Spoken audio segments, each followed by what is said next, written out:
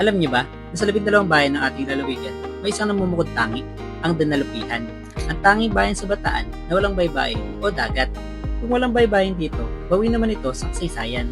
Bakit nga ba Dinalupihan ang tawag dito? Tara, pagkwentuhan natin yan. Ang pinakasikat at pinakapinaniniwalaang teorya ay nagmula sa salitang Tagalog na Dinalupigan. Ang ibig sabihin nito, hindi natalo o unconquered. Noong panahon daw ng mga Kastila, kilala ang mga taga rito sa kanilang pagiging palaban.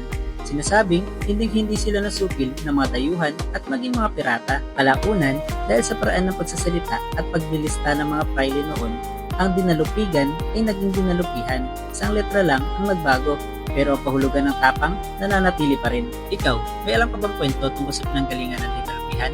Comment below, at kung taga Dinalupihan ka, i-press mo na ang barangay mo sa comment section. Don't forget to like, share, and follow for more Bataan series.